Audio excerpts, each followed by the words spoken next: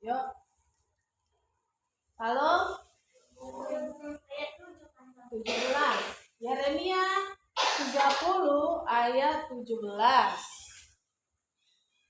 Ya, sama-sama kita baca. 1, 2, 3. Sebab aku akan mendatangkan kesembuhan bagimu, aku akan mengobati luka-lukamu, demikianlah firman Tuhan. Stop. Hanya sampai di situ saja. Sekali lagi yuk kita baca 1, 2, 3. Sebab aku akan mendatangkan kesembuhan bagimu, aku akan mengobati luka-lukamu, demikianlah firman Tuhan. Kalau sudah Tuhan katakan demikianlah firman Tuhan, pasti terjadi. Ya, pasti terjadi. Tuhan bilang aku akan mendatangkan kesembuhan bagimu. Kesembuhan terhadap apa? Terhadap semuanya. Kita mau sembuh dari mana? Sakit penyakit. Sembuh dari mana?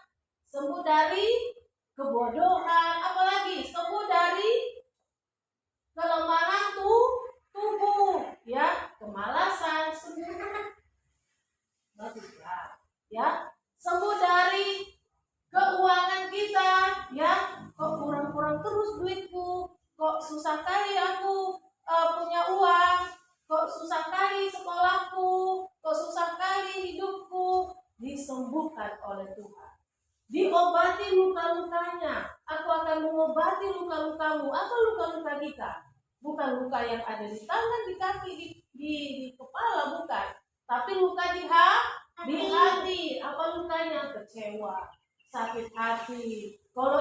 Kalau ada ngomong yang keras sama kita, langsung nangis, tersinggung. Nah, itu luka-luka. Ada orang kan dibentak sama opungnya atau sama bapaknya, dibentak langsung nangis dia. Berarti hatinya sudah terluka. Nah, itu dia. Tuhan katakan aku akan mengobati luka-lukamu. Supaya apa? Ketika ada orang yang bicaranya tinggi, bicaranya keras, ketika dia bicara, orang itu bicara sama dia tidak langsung nangis. Ya kan? Dia tidak langsung marah, dia tidak langsung dendam, matanya tidak. Ya kan? Dia tidak seperti itu. Kenapa? Karena Tuhan akan mengobati luka-lukamu. Katanya demikianlah firman Tuhan. Nah, kita belajar berdoa untuk orang sakit. Nah, kalian kan sudah lama sekolah minggu dan sudah dengar firman Tuhan. Bagaimana caranya ya kita berdoa untuk orang sakit? Ya kan? Apalagi tadi kata minggu, satu rumah kami sakit tante. Sejak divaksin sakit semuanya. Nah, gak boleh dibiarkan. Harus didoakan. Caranya bagaimana? Nah, yang harus kita ketahui yang pertama, dengarkan, sakit itu, penyakit itu bisa berasal dari dosa. Ada orang sakit karena berdosa. Apa dosanya? Dia bisa saja seperti orang dewasa, ya kan? Orang dewasa laki-laki perempuan bisa saja dia kena penyakit apa? Penyakit orang dewasa. Kenapa? Karena dia pacaran aja, pergaulan bebas, akhirnya dia kena penyakit mengerikan. Seperti penyakit AIDS, HIV/AIDS. Kenapa? Karena dia gonta-ganti pacar dan melakukan hal-hal yang tidak baik. Ya, seperti suami istri itu dosa, karena dosa. Makanya dia kena penyakit itu. Waduh, mengerikan. Nah, apalagi? Karena apa lagi? Contohnya, karena dia sakit karena berdosa. Seperti ada dalam firman Tuhan, dia melawan hamba Tuhan. Ya, namanya Yerobeam. Dia tuju hamba Tuhan seperti ini. Waktu dia tuju tangannya kena kusta. Ya kan? Tangannya kena kusta. Tahu kusta? Kejang-kejang putih semua tangannya. Kejang-kejang putih, keras, kebas, gak bisa digerakkan. Kenapa? Karena dia sudah tunjuk hamba Tuhan. Akhirnya sesudah didoakan maka sembuh, ya kan? Sesudah didoakan tangannya sembuh. Ya minta ampun dulu, ya.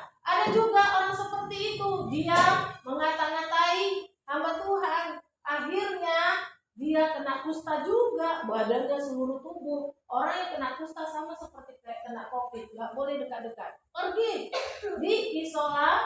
isolasi karena dia menular dengan cepat. Apa yang dia pegang langsung bisa menularkan kepada orang lain. Itu COVID, ya, kusta. Sekarang namanya COVID, menyebar dengan cepat.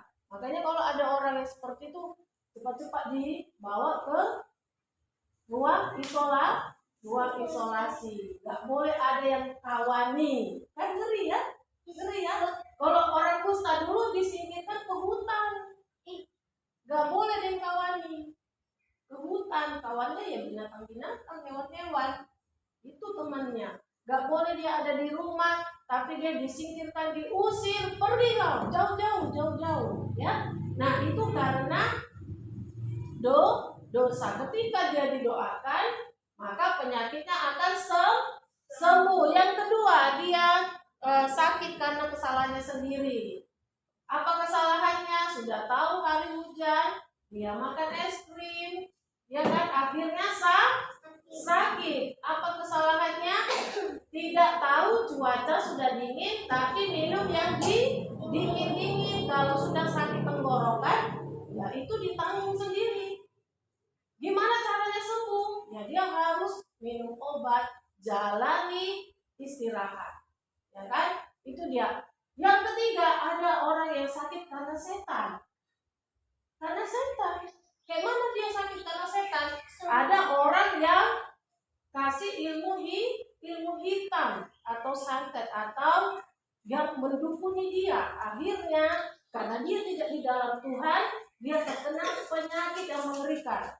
Ada orang seperti itu, ada orang yang tidak senang kepada orang itu, dikirim kuasa gelap, akhirnya dia kena gatal-gatal sekujur tubuhnya dari ujung rambut sampai ujung kakinya. Ya, itu dia. Nah, itu sumber dari segala penyakit. Ingat, Tuhan Yesus tidak pernah membuat kita jadi sakit. Bahkan Yesus rela disalibkan supaya kita yang sakit ini sembuh. Oleh siapa? Oleh nama Yesus, oleh darah Yesus. Ingat, Tuhan Yesus tidak pernah menginginkan kita sakit. Tapi sakit itu yang pertama tadi berasal dari dosa. Yang kedua karena kesalahan sendiri. Yang ketiga karena puasa kegelapan, karena ilmu hitam. Nah, bagaimana caranya mendoakan? Nah, orang yang sakit itu jangan kita langsung doakan. Rindu, kok sakit ya? Langsung didoakan kan? Oh, bukan seperti itu. Jangan. Tanya dulu dia, rindu, kenapa kamu sakit? Oh, aku karena divaksin kan, aku jadi sakit. Oh, aku tadi minum es krim kan, maka aku sakit. Ditanya dulu. Oh, ternyata kita tahu dia sakit karena apa? Ya kan? Karena kesalahannya kan? Atau karena tubuhnya yang memang lemah? Ya kan? Tubuhnya yang memang lemah. Nah, ketika kita mau berdoa, kita harus minta ampun dulu kepada Tuhan. Jangan langsung kita doakan. Dulu, aku doakan kau ya. Gak boleh. Tapi harus minta ampun dulu kepada Tuhan. Tuhan, ampuni aku atas segala dosa, kesalahan pelanggaranku, perkataanku, pikiranku, perbuatanku. Biarlah kuasa darah Yesus mengampuni aku. Aku mau berdoa Tuhan untuk temanku yang sakit. Jamahlah dia. Biarlah tangan Tuhan berada di atas tanganku ketika aku berdoa. Biarlah mujizat Tuhan terjadi, kuasa Allah terjadi. Dia sembuh karena kuasa nama Yesus, karena kuasa darah Yesus. Nah, terus kita berdoa kepada dia, minta ampun. Kita berdoa supaya Tuhan mengampuni orang itu, dan Tuhan akan mendatangkan apa tadi? Kesembuhan dan mengobati luka-lukamu. Ada di sini kalau dibentak langsung nangis? Ada? Ada? Itu artinya hatinya sudah terluka. Mungkin dulu pernah ada sesuatu yang dibuat jadi trauma. Ketika itu terjadi lagi, nah nangis.